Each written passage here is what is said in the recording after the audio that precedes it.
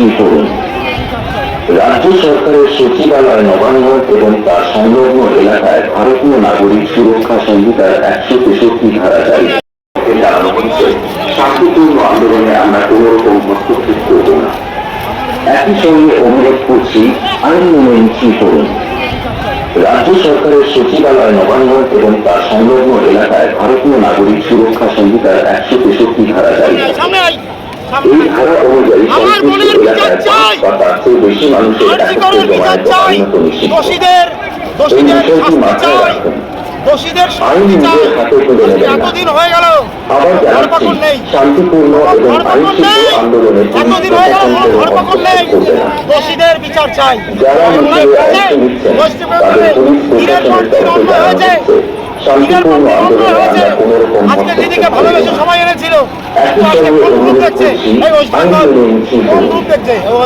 রাজ্য সরকারের সচিবালয় নবান্ন এবং তার সংলগ্ন এলাকায় ভারতীয় নাগরিক সুরক্ষা সংহিতার 163 ধারা জারি। এই ধারা অনুযায়ী সংশ্লিষ্ট এলাকায় 5 বা তার চেয়ে বেশি মানুষের একত্রে জমায়েত আইনত নিষিদ্ধ। এই বিষয়টি মাথায় রাখুন। আইন নিজের হাতে তুলে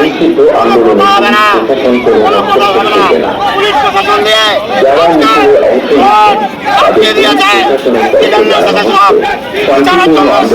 আবার জানাচ্ছি, শান্তিপূর্ণ এবং আইনশৃঙ্খল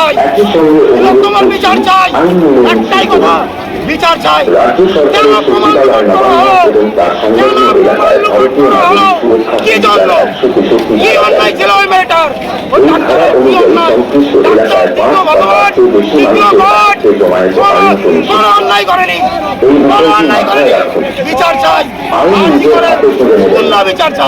যারা মিছিলে অংশ নিচ্ছেন তাদের পুলিশ প্রশাসনের তরফে জানানো হচ্ছে, শান্তিপূর্ণ আন্দোলনে আমরা কোনো রকম হস্তক্ষেপ করব না।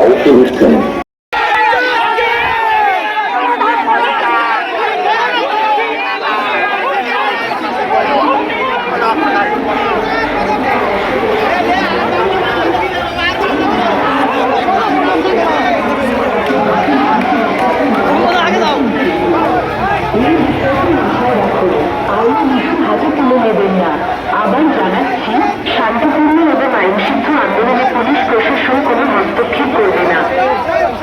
যারা মিছিলে অংশ নিচ্ছেন তাদের পুলিশ প্রশাসনের তরফে জানানো হচ্ছে, শান্তিপূর্ণ আন্দোলনে আমরা কোন রকম হস্তক্ষেপ করব না। একই সঙ্গে অনুরোধ করছি, আইন মেনে মিছিল করুন। রাজ্য সরকারের সচিবালয় নবান্ন এবং তার সংলগ্ন এলাকায় ভারতীয় নাগরিক সুরক্ষা